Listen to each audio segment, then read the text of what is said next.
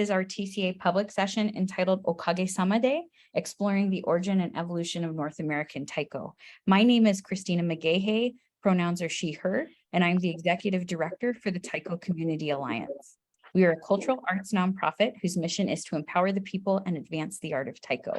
We have fulfilled this mission for 10 years by curating community news and events, funding Taiko projects through our TCA grants program, and of course, by coordinating the North American Taiko Conference. However, none of those programs are the reason we are here today. This public session is part of an ongoing learning series called the Leadership Program. And in fact, even though I have the humble privilege of introducing our speaker, Alan Okada, today, in the spirit of Okage-sama Day, I would be remiss to not first thank the founders and facilitators of our leadership program. So Roy Edo Bayashi needs no introduction, but he has used his collective knowledge and experience as a founder and leader to teach the Taiko community for over 5 decades. Derek Oye, who is a longtime leader in his local community, turned big-time leader as TCA's board chair until 2021, also shares Roy's passions to teach and to give back to the Taiko community. So I sincerely thank you both for coming up with the idea of the leadership program and then for helping TCA to make it a reality later that year. The purpose of our leadership program is to provide insight into Taiko's history and lessons learned along the way. In so doing, we hope to better equip the next generation of our art form to both evolve and honor Taiko heritage. At the beginning of 2022, TCA welcomed our second cohort of leaders into the leadership program, and we expanded the leadership program discourse to include public sessions like the one we are attending today. So now it is time for me to introduce the incomparable Alan Okada. Alan is one of the founders of So-Daiko, the East Coast's first Taiko drumming group. He has been in the Taiko game for over 40 years as a performer, a teacher, a leader, and now a historian. But I do not want to share too much of his past, as that is an integral part of his lecture today. So instead, I'm going to share 2 facts about Alan Okada that are the reasons I love and respect his work. Reason number 1. He and the rest of So-Daiko played Taiko on Sesame Street. As someone whose childhood was heavily influenced by both Taiko and Elmo, this is an amazing convergence of coolness by the universe. But it also represents Alan's efforts to bring Taiko into the mainstream and to celebrate publicly Japanese cultural traditions. So thank you for that. Reason number 2, Alan Okada has the soul of a scholar. He combs through research, he reflects on others' perspectives, and he aims to chronicle North American Taiko's history, which I think is amazing. He recognizes that history, both in the living and the telling of it, is a tightrope walk between subjective and objective experiences. So while he will be sharing his own insights gleaned from hours of personal research today, I am positive that one of the takeaways Alan wants to impart on us is to go out and seek knowledge ourselves. So without further ado, it is my joy to pass the mic to Alan Okada. Thanks, Christina. Before I jump into this thing, I should explain how I ended up here. I did a presentation at NATC in 2017, which was titled Okage-sama Day, and it was trying to talk about the history of Taiko in North America. And Roy and Derek asked me to do a similar piece for the leadership session last year and then this year. And they asked if I would do this public session. So I said yes. Anyway, you know, one of the things about these presentations is it helps me address questions that I've had about how we got here, where we came from, and put it into a format which I hope will be helpful to you. So let me open up this deck.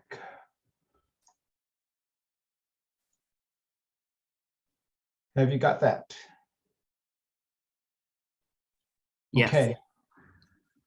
Okay, so the expression Okage-sama Day is actually a Japanese expression which was used, and it's uses the honorific because it was generally used for someone more senior, and you know, thanks to your help, I got a promotion, or my business is doing well, or whatever. I was taken when I visited the Japanese American Cultural Center in Hawaii, where they had put together an exhibit of the Issei pioneers in Hawaii, and they titled it Okage-sama Day, and their translation was, "I am what I am because of you." And I thought that really captured kind of the essence of why you would want to understand the history of Taiko and how we got to this place. So there are two disclaimers. The first one is that these are my views, opinions, subjective and otherwise. And so this is not a formal statement on behalf of TCA. Disclaimer two, one of the reasons I even began looking at kind of historical precedent and the roots of Taiko was because of all the papers and books and articles and stories being told by other people about what Taiko was or what Taiko wasn't. And I was reminded of the story of the 8 blind men and the elephant. You know, when I did this presentation before, I asked how many people knew that story, and I was shocked to find out that virtually none of those people had ever heard this story. But it's an old story that came probably from India through China to Japan, Korea, other parts of Asia, about 8 blind men encountering an elephant and then being asked to describe what that elephant was. And so one said, you know, it's big, flat, and floppy. Another one said it's long and pointy, and you know, it would go on and on. Because essentially, none of them really could see the whole of the story. And I'm in the same boat. I'm not a historian, an anthropologist. I'm essentially a storyteller. So what I'm giving you is kind of a view from years of looking at, living, and playing Taiko. And you have to understand that this is one set of perspectives. So Taiko comes from Japan, and you know, Japan has a long history of music and musical instruments. But one of the earliest was the Gagakuryo, which was the Imperial Music Academy, and it was formed in 701. The interesting thing to me was that the influences and the instruments and the music, much of them came from India, China, and Korea. And then over time, they evolved their own pieces, their own form of music. But this is back in 701. I want to talk about a few different Taiko traditional forms that actually evolved during the Edo period. So the Edo period was 1609 to 1868. And the Edo period was a period of peace that followed the Warring States period, when people were not fighting each other constantly. And there was a huge blossoming of arts and culture, while technology and science was stagnating. But in terms of the culture, there were all of these musical forms that evolved during that period. The Asakusa Grand Shrine was built in 1649, and to accompany the festival, which takes place every year in the spring, the Sanja Matsuri, there are 3 days of events. You know, the first day is a parade of people in costume. The second day is a procession of mikoshi, portable shrines, and many of which are accompanied by yatai. Yatai is a word for cart, but in this case, the cart is holding musicians. And so the second day, almost 100 local mikoshi are paraded around the shrine and through the neighborhood. And many of them have these yatai with musicians on them. The principal musical group for the Grand Shrine is this Wakayama Taishachu, and they do Edo Bayashi, which is traditional festival music from Edo, which is the older name for Tokyo, the name before the Meiji Restoration. And Kyosuke Suzuki, the day that we went to the festival, he was playing on the main stage, and he continues to play and teach this music. And he actually taught and performed at 3 NATCs in 97, 11, and 2017.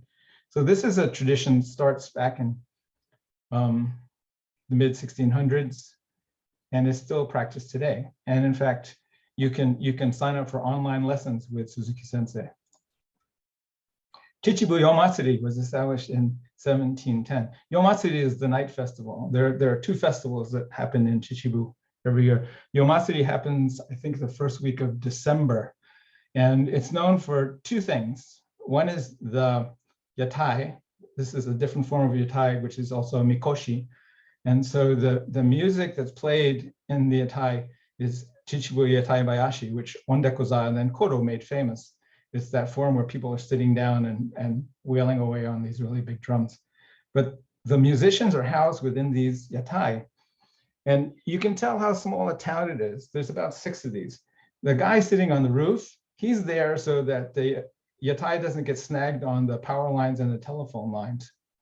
And then the front part of the yatai is actually a stage where there are dance performances. And the drummers are in that section in the back. You see this blue panel with a carp running up the side. That's actually where the drummers sit. And that's where they get that particular form.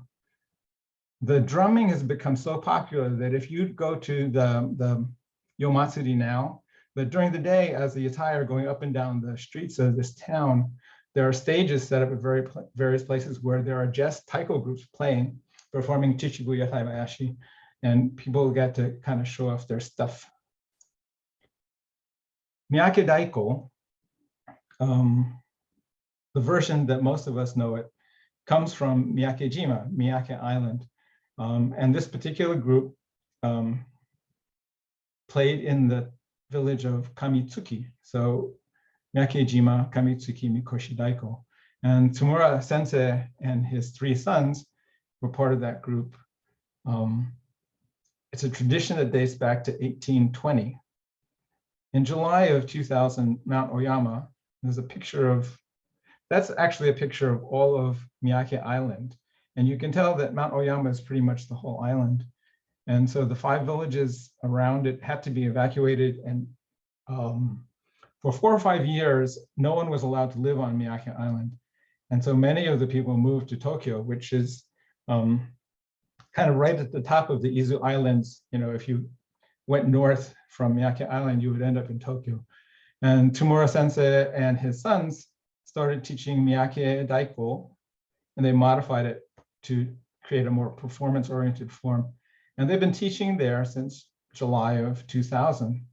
And the last time I looked at their website, they had 11 classes in Tokyo, 4 classes outside of Tokyo, and they've taught thousands of people how to play Miyake Daiko. Aomori Nebuta Matsuri. So this is not a form of taiko that most people know of. The thing that captured me was this woodblock print from the 1860s. The little section I've marked off on the top right, I've blown up down below. And if you squint your eyes, you can kind of make out the pixelated image to see that the drummers were accompanying the floats, and many of them were carrying okedo slung over their shoulders. And some of the ones on the right were wearing donburi and pachi, and the ones on the left were wearing fundoshi. And so the sense that nobody played taiko with just fundoshi until ondekoza, obviously wasn't true. That this was common clothing at the time, and people played taiko. Nowadays, the Nebuta Matsuri mounts all of their big okedo on a rolling stand, which follows the floats.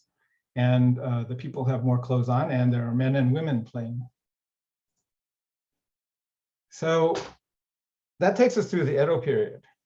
In 1854, the Convention of Kanagawa opened up Japan's ports after a fleet of American ships with guns sailed onto Japan.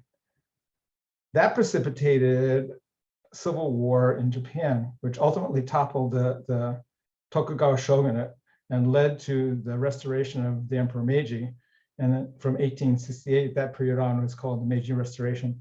And I don't have enough time to talk about everything that the Meiji Restoration did, but one of the things that it did was it ended a period of over 200 years when Japanese were not allowed to leave Japan, and foreigners were not welcome in Japan. Kind of across the ocean at around the same time, 1861 to 65, the US was involved in its own big war, determining kind of the future of the country.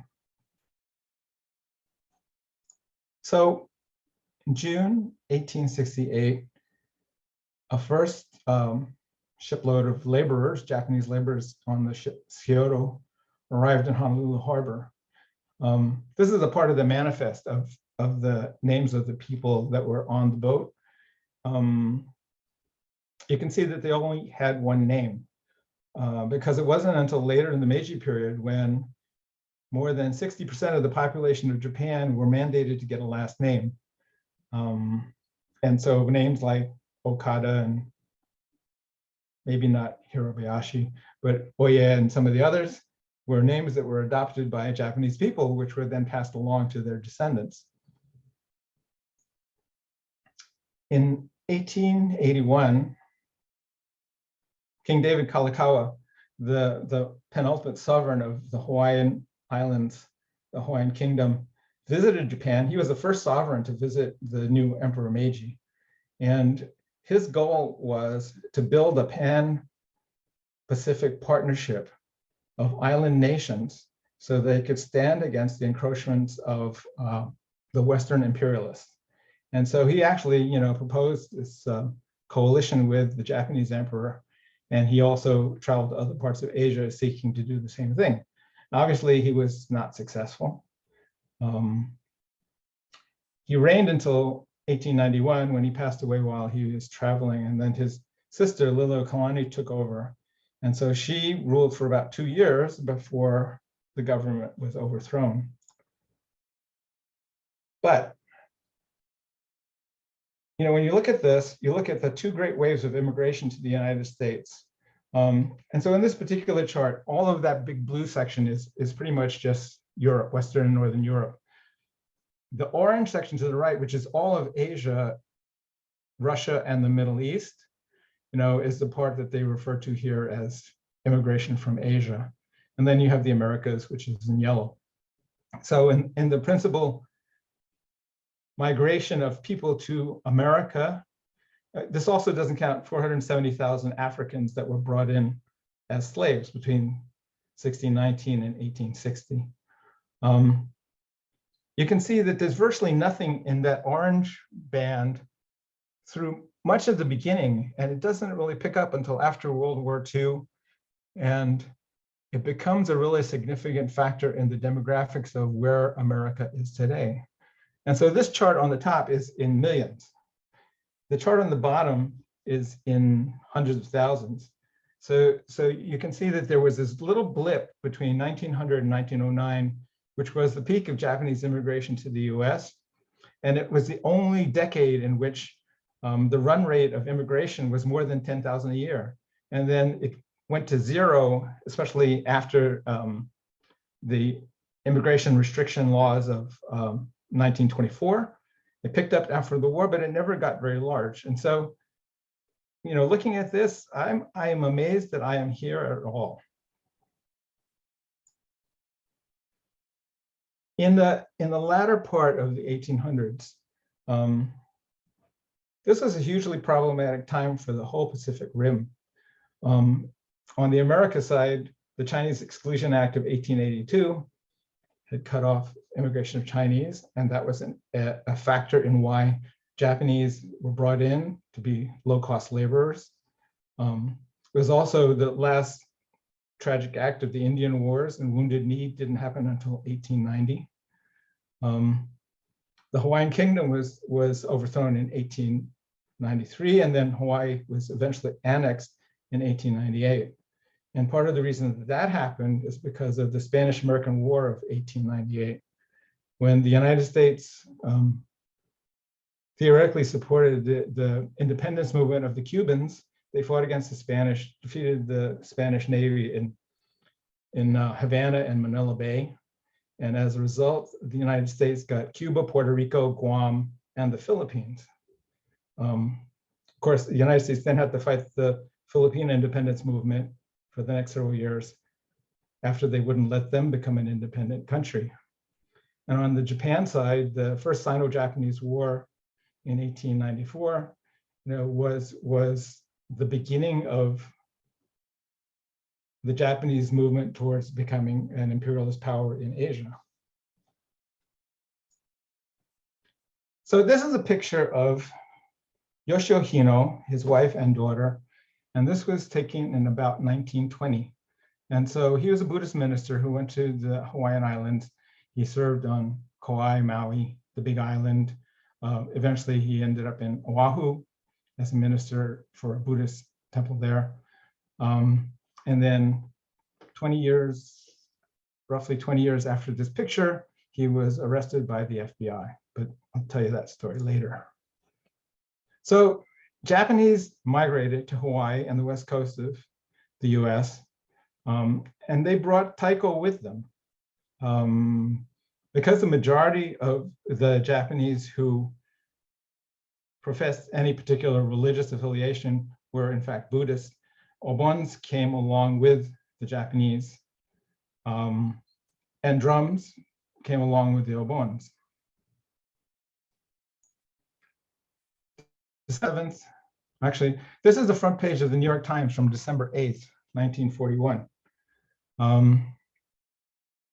So everybody knows Pearl Harbor, but also all across the Pacific, Japanese forces were taking control in what they thought would be a war to fight the United States to a stalemate and to secure hegemony over Asia. On the US side, the Japanese Americans of Japanese ancestry were caught in the middle. And so Reverend Hino was one of hundreds of leaders of communities, Buddhists, ministers, teachers, people who ran community organizations. They were rounded up by the FBI and put in prison. The following spring, when Franklin Roosevelt signed Executive Order 9066, the entire West Coast became an exclusion zone. And so 120,000 people of Japanese ancestry, no matter how small that ancestry was, were forced to relocate. People were given tags, were allowed to carry what they could, had to sell or give away belongings, homes, businesses, farms, and go into this hole. The relocation centers were concentration camps and were acknowledged as that. Densho is a terrific site if you care about this particular topic. So the camps were spread all across the United States. There were temporary incarceration camps and then the more permanent camps. People, in some cases, lived in these camps for years.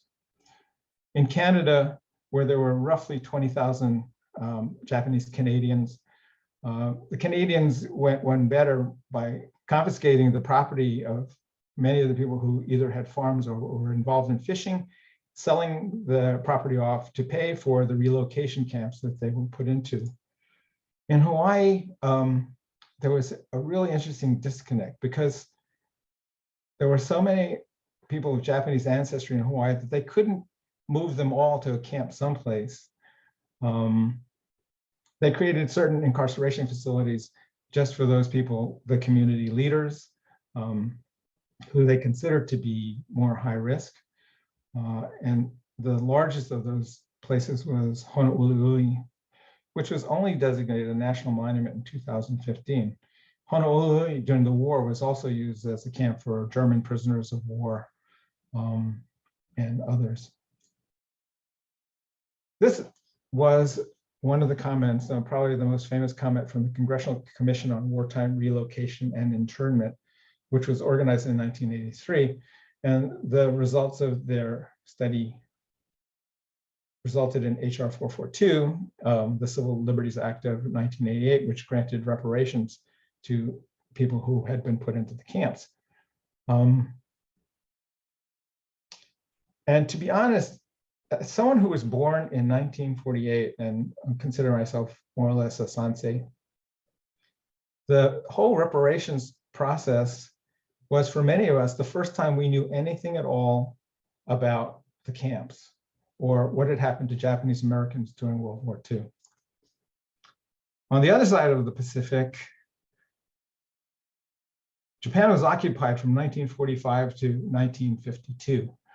The Ogasawara Islands, which are the islands kind of south of the Izu Island, south of Tokyo, were under Allied control to 67. The Ryukyu Islands, which includes Okinawa, were under Allied control until 1972.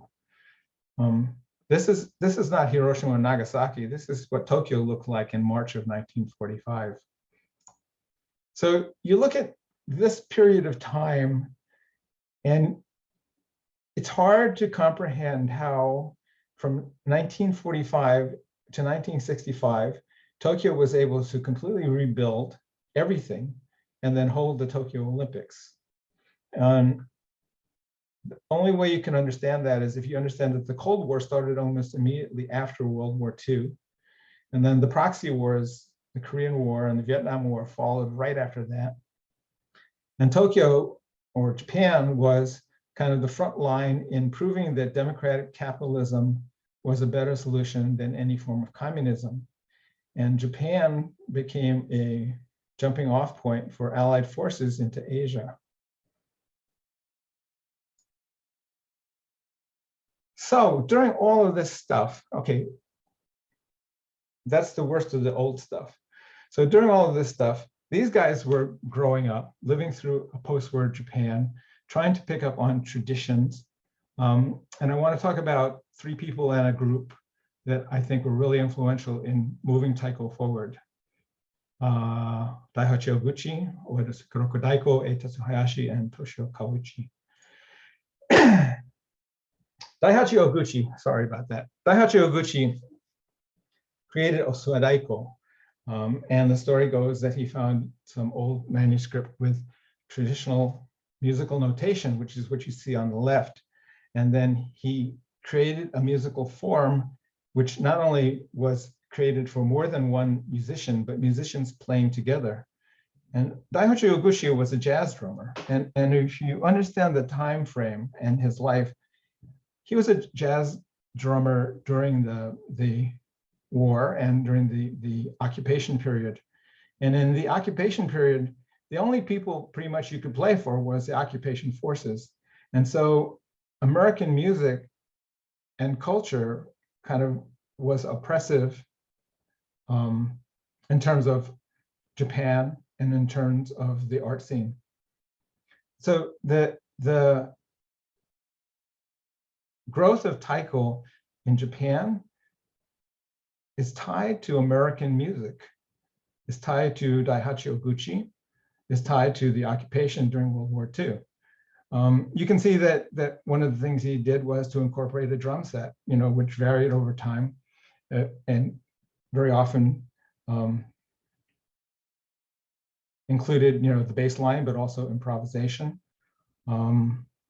He also was the first to commoditize Taiko. He created a school, he created performing groups. He had a company that made Taiko. He wrote a manual. He wrote two manuals.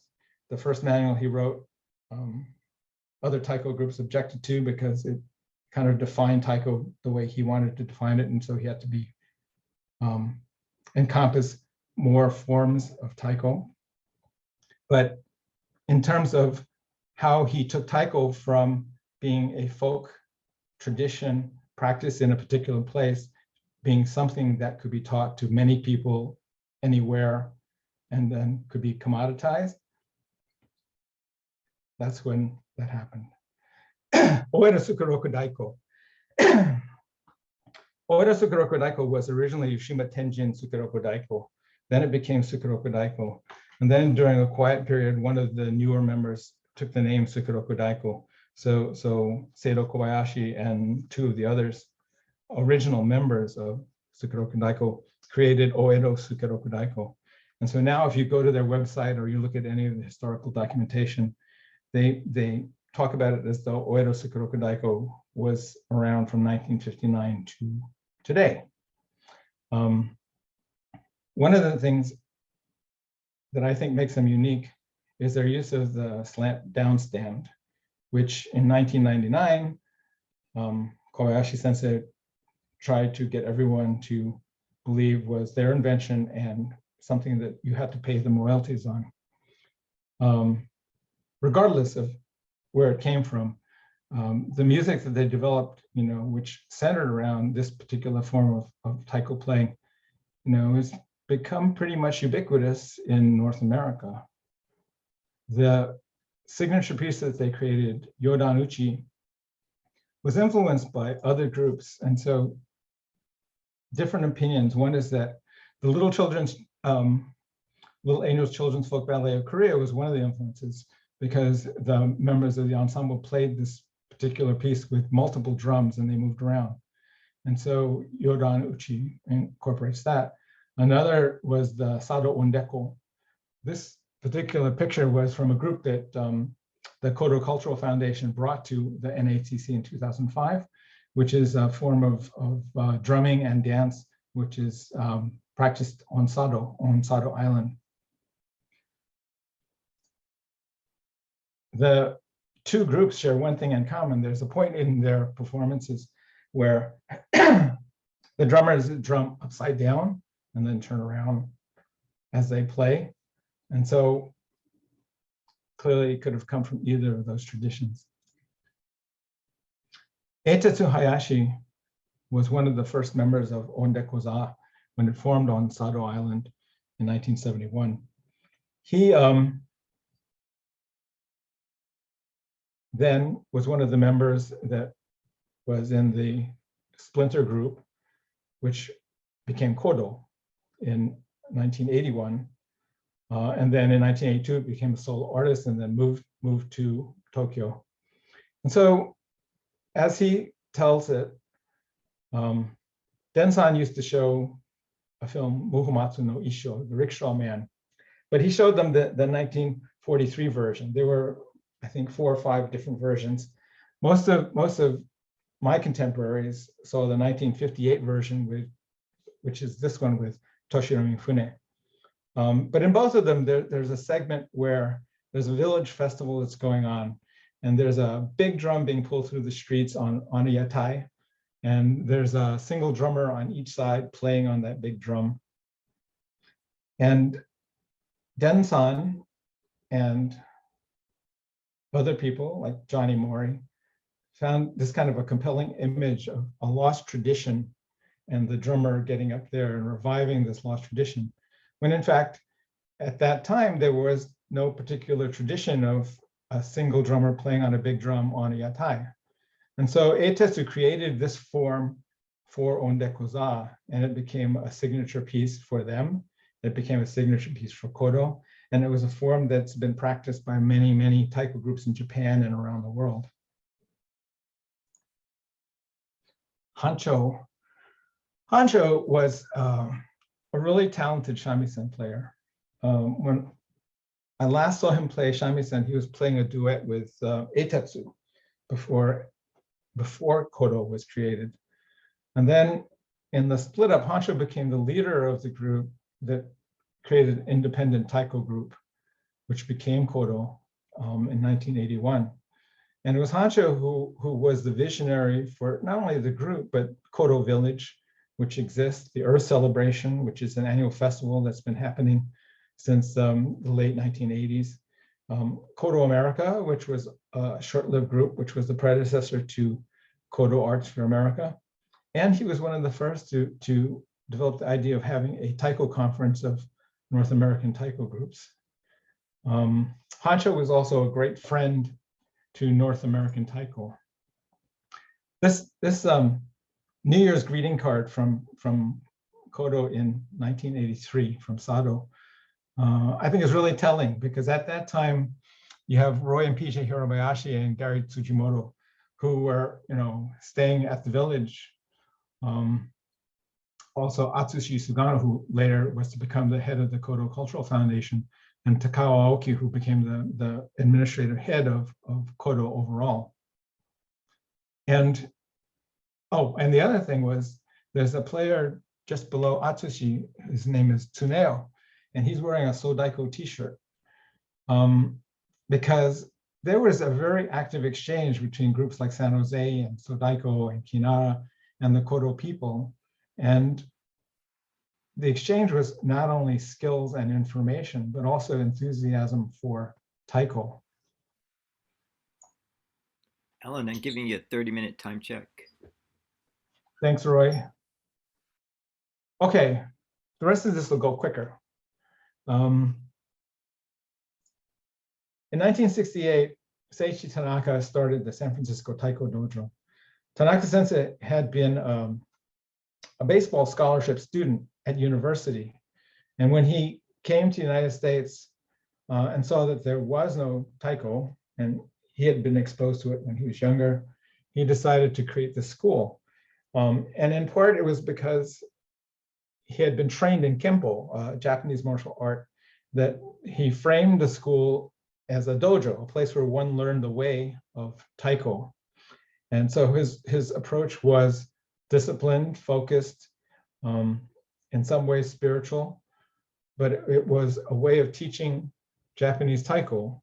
And he taught forms that he had learned from Sukeroku Daiko, and he had learned from Osua Daiko, and forms that he developed himself, which incorporated his martial arts training. At almost the same time, Reverend Masao Kodani had become the newest minister at the Senshin Buddhist Temple in Los Angeles. Reverend Kodani had been interned in camp during the war. And then when his family came out of camp, his father took them to a Baptist church because he felt that in America, it would be less problematic to be a Baptist than to be a Buddhist. And this is something which was a remnant of being incarcerated and which translated to many, many other Japanese Americans. Reverend Kodani became a Buddhist and became a Buddhist minister anyway. And when he got assigned to Senshin Buddhist Temple, one of the things he wanted to do was revive traditional arts and culture. And he made the acquaintance of Suenobu Togi, who, if you remember that first slide, the Gagaku-ryo, had been a member of the Gagaku-ryo, and who, at the request of Dean at UCLA, was lent to UCLA for 2 years to teach Gagaku. And then he liked it so much that he stayed for 30 years. Reverend Kodani asked him, and he agreed to teach Gagaku to members of Senshin Buddhist Temple, and Hinata Gagaku was created. Some of the same people created Hinata Taiko in 1969. You should take note of those drums because they are, yes, indeed barrels, and they are among the first barrel taiko made in the US.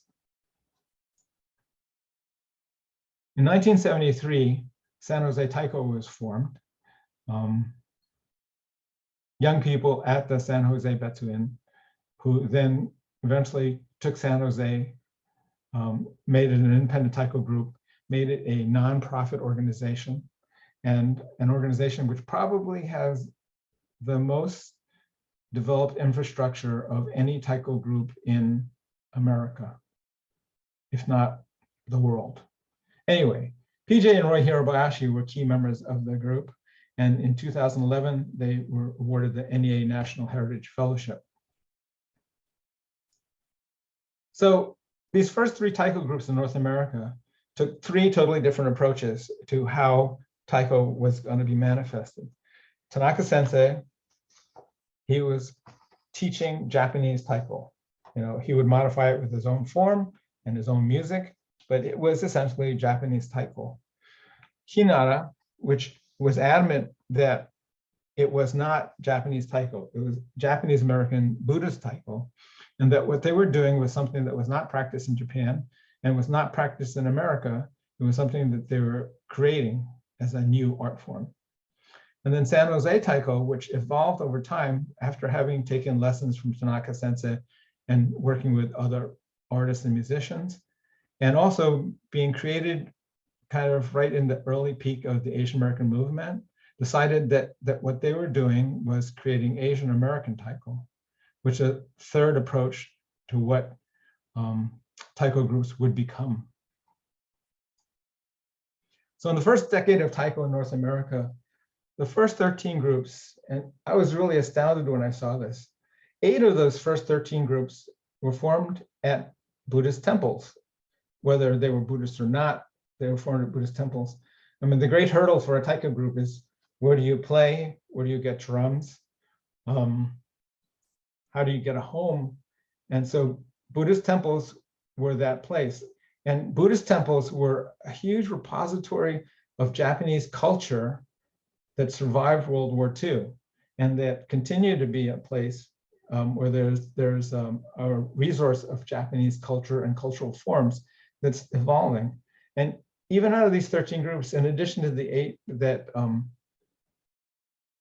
were formed at Buddhist temples, Los Angeles Matsuri Daiko practiced at Nishi Honganji, another Buddhist temple. And so for the other taiko groups, San Francisco Taiko Dojo, Los Angeles Matsuri Daiko, and even Ogan Taiko or Morgan Taiko, which was formed by Stanley Morgan, their approach was to be playing Japanese taiko. San Francisco and LA Matsuri, particularly Tsukiroku style taiko. Katari Taiko was formed as the first Canadian taiko group, and in their organizing documents, they talk about the fact that they were inspired by San Jose Taiko, seeing these people who were proficient and excited and not Japanese, but Japanese American. So the barrels, why did it take 10 years for a taiko to get from California to New York? Part of it was that there are not many art forms where you have to build your own instruments before you can start playing. Kinara developed the barrel taiko. And this document, which came through us from Kinara through San Jose through the Midwest Buddhist Temple, was the only way you could learn how to make a taiko in 1979. And now you can go to YouTube and see wonderful videos. You can actually get in touch with people. There's a whole taiko builders group on Facebook. The earliest taiko maker, Mark Miyoshi. Mark Miyoshi was the first US taiko maker. And in 1982, he started his company. In 1989, he was awarded a fellowship to study taiko in Japan. Taiko makers, who I think are critically important to the evolution of taiko here, in addition to Mark, both Akitoshi Asano and Onosuke Miyamoto were really helpful in providing information and resources, both in Japan and in the US for US taiko makers. And Toshi Kato, who more recently picked up the hammer, is another US-based taiko maker who's helping to advance the form. This sketch I got in 1984 from Eitetsu Hayashi. When I asked him what he did when he left Kodo in 1982 and decided to become a solo drummer, he had no resources. He didn't particularly have any savings. He worked with a drum maker friend. He built this frame, and then he wrapped sheets of plywood around it. He would wrap a sheet and they would glue it down, tack it down, put another sheet on and another sheet and another sheet, and then eventually they stretched heads over it. So even someone who now is one of the most famous taiko players of all time had to figure out how to make his own drum. In the 80s, the first taiko groups that were started by students of Tanaka Sensei began to pop up, as well as another 11 Buddhist taiko groups, 7 Canadian taiko groups, and the first 4 Hawaiian taiko groups. So the ones in green, Hawaii Matsuri Taiko, started in large part because of Faye Komagata, and she helped 2 of these other 3 get started as well. But the taiko group started by students of Tanaka Sensei. If you go to 85 and you see Shasta Taiko, Jeannie Mercer, Russell Baba started that taiko group. Wasabi Taiko in 86 was started by Rick Shiomi. Burlington Taiko in 87 was Stuart Payton. And then in 88, Tiffany Tamaribuchi started Jo Daiko, the first women's taiko group in America. And then in '89, she started Sacramento Taiko-dan. Kim Duck-soo. Kim Duck-soo is an artist who resurrected a form of Korean folk drumming called pungmo, which is farmers' music. And he created a group called Samonori, which was focused around 4 instruments. The chango, which is that hourglass-shaped drum that he's playing there, gengori, sway, and buk. So two other percussion instruments, and then this kind of flat drum that you see in the front of that circle.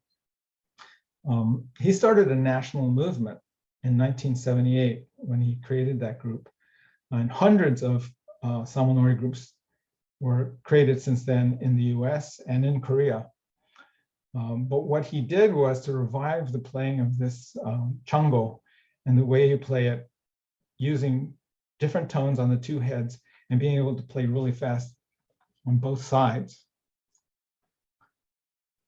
In 1989, at the Earth Celebration, which was the second of the Earth celebrations, Samonori was the guest or the guest artist at that Earth Celebration. And they started a collaboration with Leonard Eto, who was the artistic director of the group at the time. And that blossomed into the evolution of the use of the okedo like a chango, where you could play different tones on 2 heads. You could play high-pitched ones, low-pitched ones, but it added movement to the performance. So that eventually led to repertoire and pieces and the use of okedo in the same way that one uses the chango.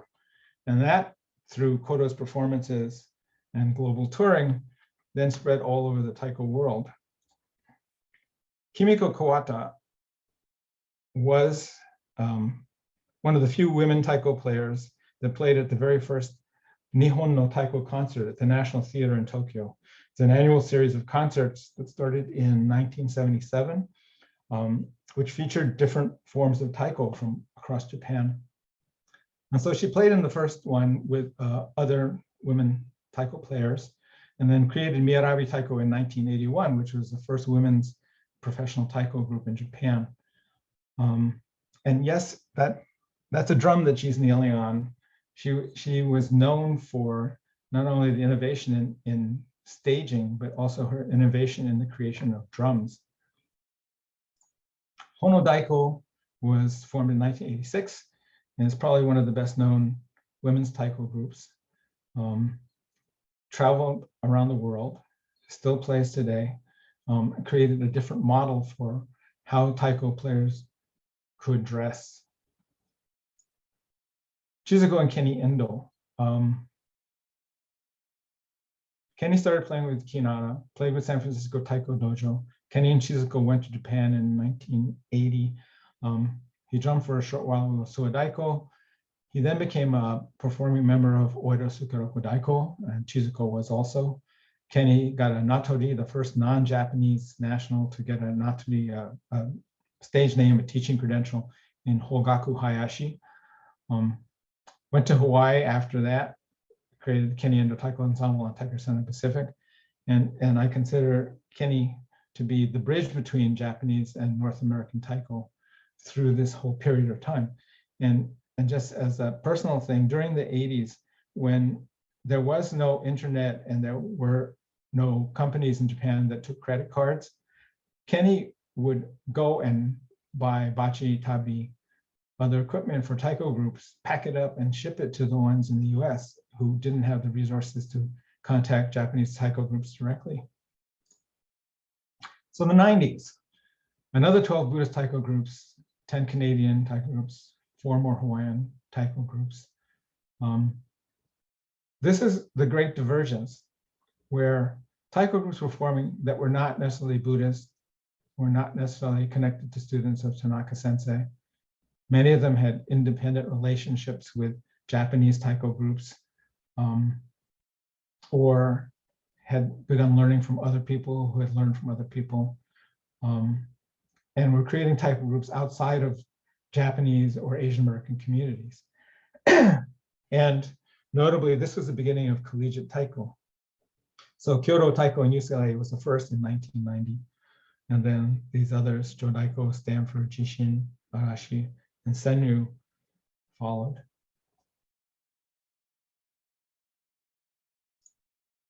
JCCC, the Japanese American Cultural and Community Center, was built in the early 1980s.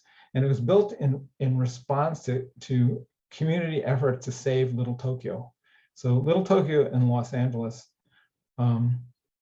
like most urban centers, was under pressure to become highly developed commercial real estate. The community, in dialogue with the developers, reached an agreement on this facility. And so the community center, which on the right was classrooms and gallery space, and on the left was the Aratani Theater, was created. It was in the middle of a National Historic District. And so this is a page from one of the NATCs, but all of those spots on there are facilities, community facilities, most of them churches, very engaged in their own programming, but could come together around a common purpose, which in our case ended up being the North American Taiko Conference. Dwayne Abata was the artistic director at JCCC, and it was because of Dwayne that the NATC ever happened. He was the one who helped make it viable, pushed it through, got support, engaged all of the other community organizations, and also, wisely hired Kevin Higa, who then pulled together hundreds of community volunteers and local taiko players to make the first North American Taiko Conference happen. Johnny Moria on the left. I like this picture because this is a picture that was taken after Dwayne had throat surgery. And so the other two guys are just imitating his hand positioning. Johnny Moria is played with Kinara and both the Gagaku and Taiko, and he was both board and staff members at different times of the JCCC, and he was the first chair of TCA. Donna played with Kinara and became the executive director for Kodo Arts for America. So in '97, after a couple of years of planning, the first NATC happened, and it had core elements that were built in, the jam, where people got to play with each other. People from taiko groups all across the country got to play together. There was a ticketed concert. There were workshops with noted and unknown taiko players.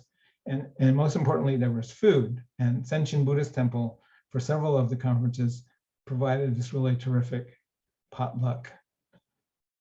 And that was the model. So for the next two conferences, we had these in LA, and then LA got really tired. So in 2003, the first campus conference happened. The Sacramento Taiko-Dan took on the responsibility of organizing and managing the conference. And the only alternative to having it in Little Tokyo was to put it onto a campus. It was also where the first Taiko 10 happened. Part of the trade-off to get the campus at a lower cost for the conference was to do a public event. And Taiko 10, which was 10 taiko groups playing for 10 minutes each, was born and then became a part of every other conference. Went back to JCC in 2005, moved to Seattle in 2007. The Northwest Regional Taiko groups were the host, and the Northwest Regional Taiko groups would say that they were tricked. At the second NATC, Dwayne had put out a challenge and said, well, we can do this national thing every other year, but why don't the regional groups get together during the in-between years? And the Northwest region was the only region that took up the challenge. JACC 2009 was the last NATC in LA. It's also where we had the Oguchi Sensei Memorial. Oguchi Sensei passed away in 2008. And so in an effort to recognize his contributions to Taiko, the Taiko world, Tanaka Sensei pulled together this event at the last minute, where people from more than a dozen Taiko groups came together ostensibly to play Hiryu Sandan Gaishi together, and it worked. even though Sensei's group was playing Ombashira, which is kind of a Suwa medley, and the rest of us had to kind of just fake it. Stanford 2011 was the largest NATC ever held. There were more than 700 people there. And it was made possible because of San Jose Taiko, which took on the role of administrator, host, and provided huge amounts of manpower, along with all of the other Taiko groups and Taiko people. The people look really tiny in here because whoever took this picture made it really, really wide. So there's another 3 or 4 inches off the right side you can't see. So North American Taiko conferences, all of those, JACC sponsored. And then in 2011, JACC reached a point where they were no longer able to be the administrative supporter for the conference. And so while the people who worked on the previous conferences were organizing a separate issue, in 2014, the Taiko Project, the group Taiko Project, organized and executed the World Taiko Gathering in Los Angeles, and for the first time brought in Taiko groups from other parts of the world. So while all of this was going on, those Taiko conferences were going on, the rest of the world was changing. The way we communicate, the way we share information, all of these things were evolving during that period. 2001, when Wikipedia went live, this is the entry for Taiko. That was the whole entry, that one sentence. Now, if you go to that entry, it's pages long, and even the footnotes are pages long, and most of it is true. I went to Google several years ago to ask this question, and so learn to play Taiko, I got over 2 million results. The algorithm changes, the number of entries changes, and so the number keeps going up and down. But this first entry on Wiki How to Play Taiko Drums, if you go there, you get something like this. If you look at the last sentence of the first paragraph, is have the Okada Daiko drummers move about the space in synchronized dance movements while they play blah, blah, blah, blah. Now, I have never heard of an Okada Daiko, and you would think I would have heard. So here we are at this place where the elephant gets bigger and bigger. The elephant just keeps getting bigger all the time. You know, and along with it, there are all of these issues related to representation, appreciation, appropriation. You know, as Taiko becomes more widely known and is more mainstream and is more copied. In 2019, in her book, Louder and Faster, Deborah wrote this, which essentially is asking a question that, you know, I've asked on occasion as well, is whether or not Taiko has become the Asian American equivalent of the minstrel show. I don't know the answer. On the positive side, there's been a lot of other good stuff that's happened during this time frame in terms of the Taiko world. In 2002, CASA was created, Kodo Arts for America, and it brought Taiko instructors to work with North American Taiko groups, but it also took North American Taiko players to Japan on the CASA Mix tours. And NATC 2019, there are all these people holding up years of when they went on the CASA Mix tour. And so hundreds of Taiko players ended up going to Japan, going to Sado, drumming with the Kodo drummers, visiting drum makers, and understanding what a life centered around Taiko could be like. In 2005, the Japanese American National Museum put on the big drum exhibit.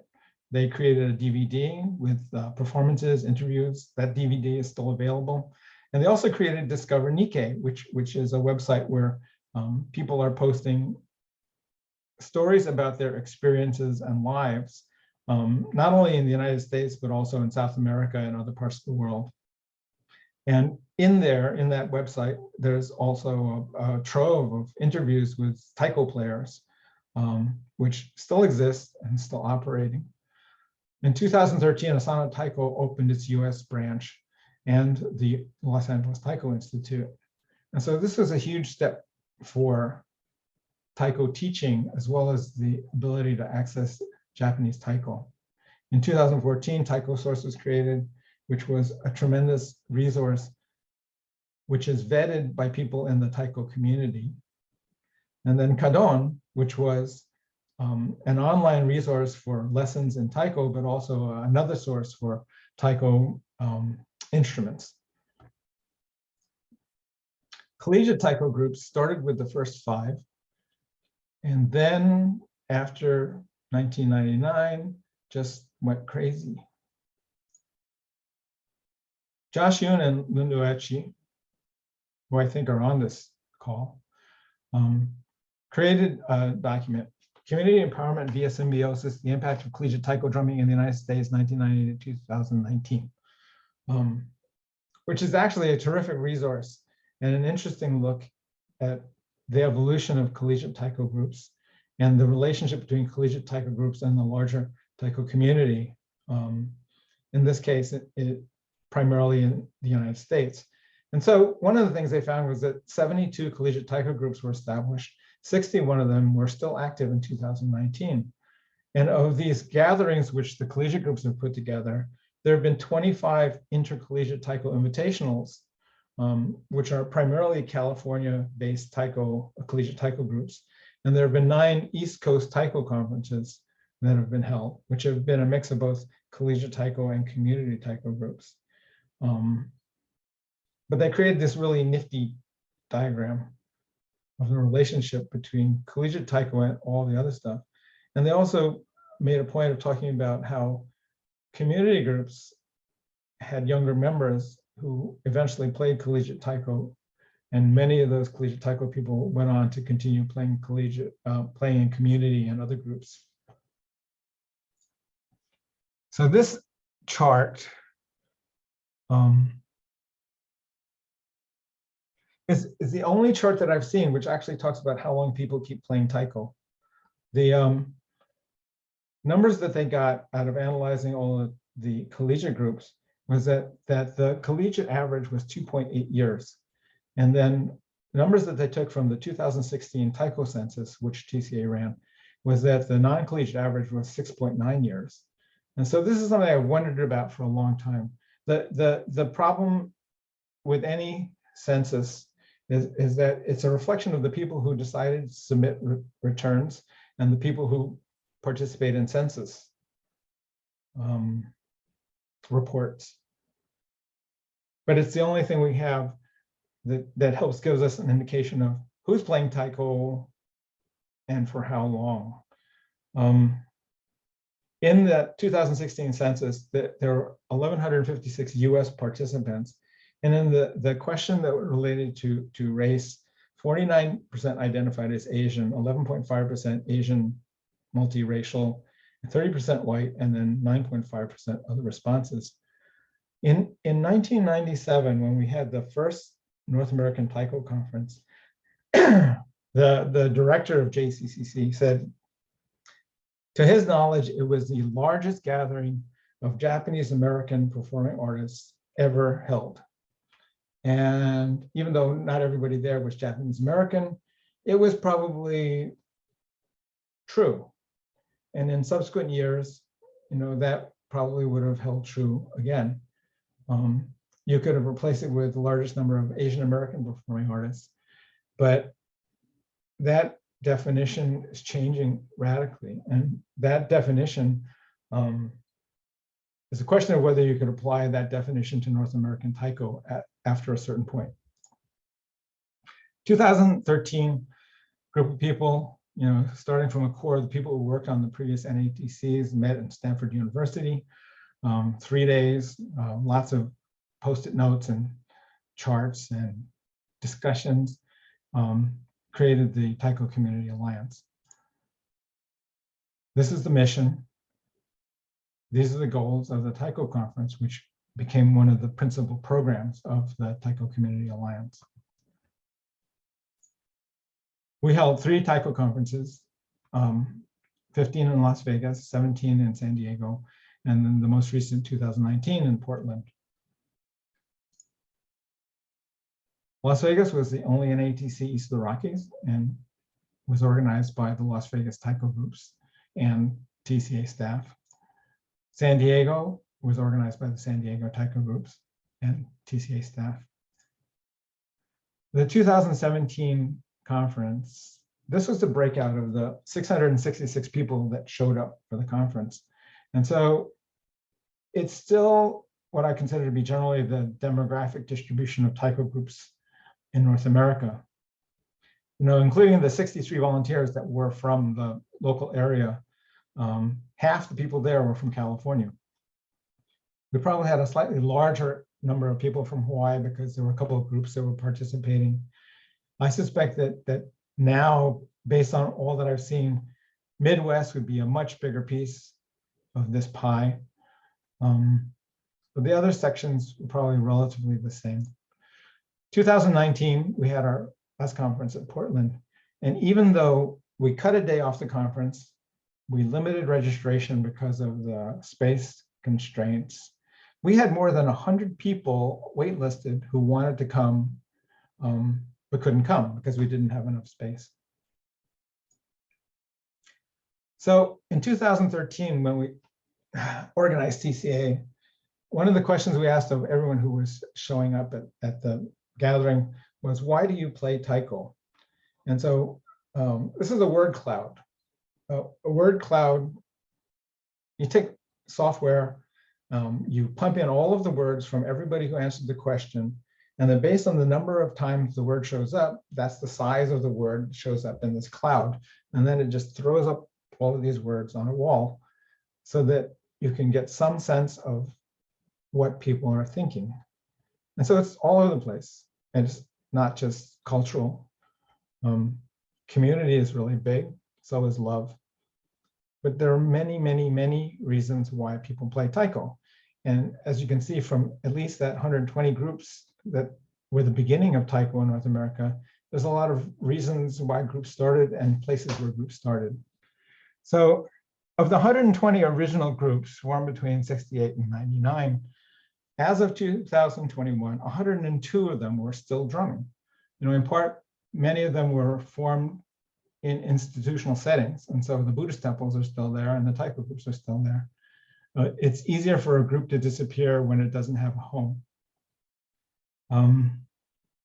I found it reassuring that getting through the pandemic, more than 100 of the groups formed, pretty much all of them more than 20 years ago, are still playing Taiko today.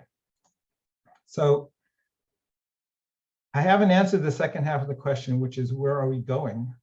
I've just thrown out a bunch of things about kind of directional movements in Taiko. But I do want to say that when you think about Taiko and your groups and what you're doing, that you should reflect on how we got here, and think about saying Okage sama de to all of those people that helped make it happen.